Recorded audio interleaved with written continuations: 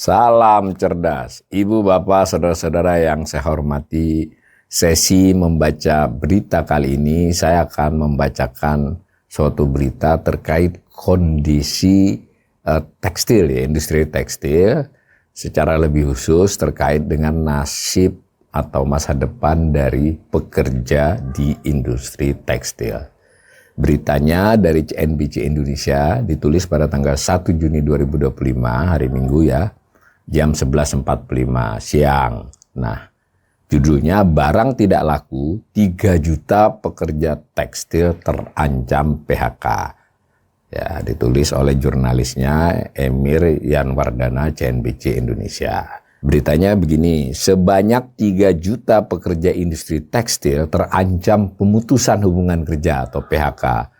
Salah satu alasannya adalah banyak hasil produksi pabrik padat karya tersebut yang tidak laku dijual di pasar domestik. Kondisi tersebut diperparah dengan menurunnya permintaan ekspor. Jadi paragraf pembukanya ini sudah langsung inti ya. 3 juta pekerja tekstil terancam pemutusan hubungan kerja. Alasannya salah satunya adalah hasil produksinya dari industri tersebut tidak laku dijual pasar domestik, diperparah oleh menurunnya permintaan ekspor. Nah, ternyata yang dikutip ini adalah dari Presiden Konfederasi Serikat Pekerja Nusantara KSPN Ristadi mengatakan permintaan domestik menciut karena maraknya impor ilegal tekstil dan produk terkait lainnya yang merajai pasar dalam negeri. Jadi ini dari serikat pekerja ya, serikat buruh ya, bukan dari pengusahanya ini yang menyampaikan pendapat ini, merilis lah ya. Nah, dikutip pernyataan langsungnya, hasil produksi pabrik-pabrik kami tidak laku karena ternyata di pasar masa domestik kita, pasar seperti di Tanah Abang, di Cirebon dan lain sebagainya itu sudah dikuasai oleh barang tekstil dari luar negeri yang harganya jauh lebih murah. Sehingga kemudian suplai dari pabrik dalam negeri tidak laku dan tidak terserap, katanya dalam konferensi pers dikutip Minggu 1 Juni 2025. Dari hasil penelusurannya, jadi dia tadi Pak siapa tadi Ristadi tadi ya, dari Federasi Kepala Federasi salah satu serikat pekerja.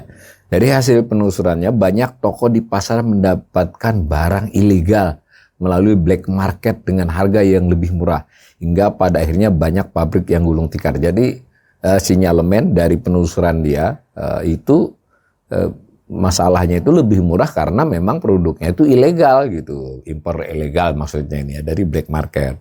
Lebih lanjut, Ristadi juga meyakini bahwa pemerintah mengetahui praktek-praktek ilegal impor yang terjadi. Namun sampai saat ini penindakannya masih belum terlihat efektif. Jadi Ristadi dari Serikat Pekerja ini berpendapat nggak mungkin pemerintah tidak tahu, tapi tindakannya tidak efektif gitu loh, bahwa ada impor ilegal yang membanjiri pasar domestik kita.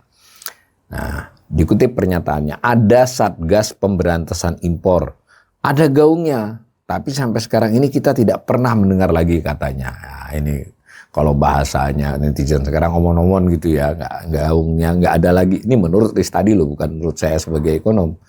Dia menilai sejauh ini penindakan impor ilegal hanya sebatas barang yang diumumkan ke publik, tidak sampai ke pelaku besar di baliknya.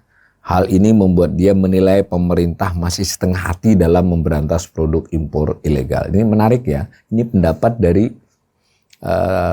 tokoh serikat buruh atau serikat pekerja ya, bukan dari pengusahanya. Saya kira ini biasanya kan yang dituntut perusahaannya, ini malah dia merasa perusahaannya sendiri akan kolaps, bangkrut, mem-PHK ya karena pemerintah yang abai terhadap soal impor ilegal. Kira-kira begitulah. Dari datanya, data Kristiadi tadi, setidaknya ada 3 jutaan pekerja yang bekerja dalam sektor ini tadi, tekstil ya. Artinya menurutnya itu jumlah pekerja yang berpotensi terkena PHK jika masih maraknya praktek impor ilegal dari sektor ini. Yang terancam itu sekitar 3 jutaan. Barang impor ini terus masuk dan ada beberapa fakta lain katanya. Pasalnya menurut Istadi dari sudut pandang pengusaha garmen juga masuk akal. Jika membeli barang impor yang ilegal yang lebih murah, maka bisa menjual produk dengan harga yang lebih murah. Jadi maksudnya tidak hanya langsung di pasar ya, beberapa pengusaha garmen juga beli untuk jual. Jadi tidak mengurangi produksinya sendiri itu. Kalau dia punya pabrik, ya makanya ini menurut Ristadi ya, kalau saya menerjemahkannya. Jadi perusahaan garmen pun ada yang kemudian impor saja yang ilegal, di mix lah ya dengan produksi dia, sehingga itu yang makin membanjiri pasar. Jadi nggak hanya langsung ke pasar kalau versi ini ya. Nah, bisa jual barang lebih murah dan bisa bersaing dengan barang impor garmen yang berkeliaran menguasai pasar dalam negeri. Kalau tidak begitu, mereka tidak bisa bertahan dalam bisnis ini, kata Ristadi. Jadi ini saya kira beritanya tidak panjang, tapi sangat perlu diperhatikan ini. Sayangnya berita begini kadang tidak viral ya.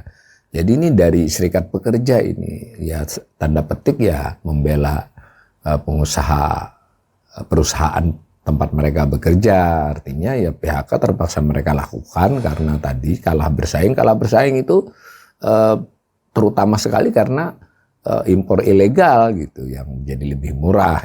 Bahkan beberapa perusahaan garmen menurut sinyalemennya Ristadi ini juga ikutan menjual, bukannya memproduksi lebih banyak karena produksi lebih mahal daripada dia beli di black market. Begitu kira-kira ya. Nah, saya tambahkan ini tadi kan Pak Ristadi ya wajar lah dia Serikat Pekerja, dia bilang sekitar 3 jutaan orang gitu. Tapi saya ambil data dari Dewan Ekonomi Nasional ya, sekitar 6 bulan yang lalu dalam paparannya. Itu salah satu slide dari Dewan Ekonomi Nasional itu memperlihatkan total pekerja. Industri tekstil dan garmen strategis menyerap tenaga kerja besar. Digambarkan tuh dalam slide tersebut, industri ini ada hulu, ada antara, ada hilir. Jadi nggak hanya, tadi mungkin Chris tadi itu lebih banyak melihat di antara dan hilirnya ya, terutama di hilirnya. Kalau ini hulu, antara, hilir. Kalau hulu itu kan ada pabrik serat, pabrik polister, pohon kapas, kemudian bahan baku ya dari PTA, dari MEG kan. Jadi bahan baku, lalu serat fiber, jadi itu hulu. Kelihatannya itu tidak tercakup oleh Serikat Pekerja tadi. Yang antara barang filamen, barang pintal, benang, nanti dijadikan kain rajut dan seterusnya, baru kain jadi. Nah, ke sana pakaian jadi dan produknya, lalu ada yang diserap dalam negeri, ada yang diekspor. Nah, semacam itu. Nah, kalau melihat datanya, cara menggambarkan dari Dewan Ekonomi Nasional ini, tenaga kerjanya tuh dari hulu sampai hilir. Jadi tadi yang dibicarakan Chris tadi itu bisa dikatakan di bagian hilirnya saja. Kalau menurut data ini, yang hulu itu sudah sekitar 1 juta lebih. Yang di hilir itu sekitar 3 juta. Jadi 4 juta ya. Di sini tepatnya disebut 3,98 juta orang. Ini di industri TPT ini, tekstil dan produk tekstil jadinya. Keseluruhannya disebut industri tekstil lah. Jadi 3,98 juta orang. Jadi ancaman PHK kepada yang dihilir itu yang paling serius ya. Nah itu satu dulu informasinya. Jadi yang tadi dikatakan oleh Serikat Pekerja tadi adalah urusan pembenahan di hilir ya, belum yang di hulu dan antara. Kemudian saya juga memiliki bahan paparan di mana ada acara Kadin. Para asosiasi itu memberi masukan terkait waktu itu ada riuhnya penerapan tarif tram ya, jadi awal-awal ya.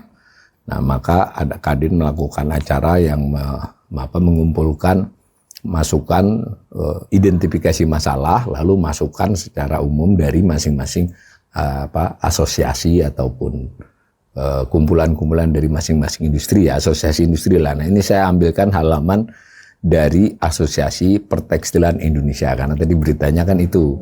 Jadi API menurut saya juga sudah merumuskan tantangan hambatan ini bulan April ya, artinya baru. Mereka cukup paham masalahnya itu, antara lain misalnya dikatakan kesulitan bersaing dengan produk impor yang lebih murah dan berkualitas tinggi.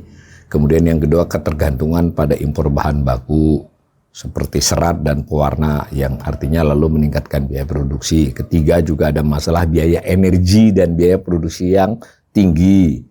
Nah, kan padahal persaingan ketat. Lalu yang nomor 4 ini yang tadi terkait dengan yang disuarakan tadi, praktik dumping dan impor ilegal juga menjadi masalah karena dapat mengurangi pangsa pasar produk lokal dan menguranginya pendapatan produsen.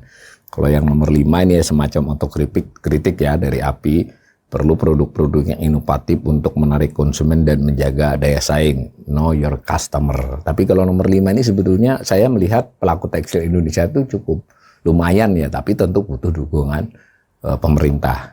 Tapi intinya ada tantangan yang nomor 4 itu kan terkait dengan berita tadi. Lalu ada usulan dan saran dari asosiasi ini melewati Kadin ya kepada pemerintah. Nah di situ malah usulannya itu banyak yang terarah dengan yang tadi itu. Di antara 9 usulan itu 3 atau 4-nya hampir sesuai dengan tadi soal pemeriksaan label dan nomor pengenal barang ke border untuk cegah produk ilegal dan praktek transshipment ya. Nah, jadi di nomor 1 tuh masalah itu disebutkan. Nanti kalau dibaca lagi itu nomor 2 juga. Jadi harus ada neraca supply demand dari KL terkait supaya nggak over di dalam negeri ya, tidak oversupply. Nomor 3 juga masih terkait lagi, ada terapkan instrumen trade remedies. Jadi remedies ya. Jadi ini juga perlu pemerintah, mereka pengen ini. Jadi ada barrier lah juga, ada barrier non tarif kepada tadi dan seterusnya. Ada lagi di bawah-bawah. Jadi ada sekitar 3-4 yang dari 9 usulan itu sejalan dengan dari yang disuarakan Serikat Pekerja.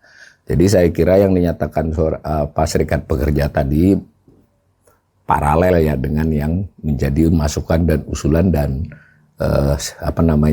pemahaman API terhadap masalah. Salah satu masalah yang serius adalah kalau kita kerucutkan teknis adalah impor ilegal, dan itu sangat membahayakan buat industri tekstil Indonesia dan ujungnya juga membahayakan kepada kemungkinan di PHK-nya banyak karyawan industri tekstil. Mudah-mudahan aspirasi dari Serikat Pekerja, masukan dari kawan-kawan industri tekstil ini sangat diperhatikan dan langsung ditindaklanjuti secara konsisten oleh pemerintah.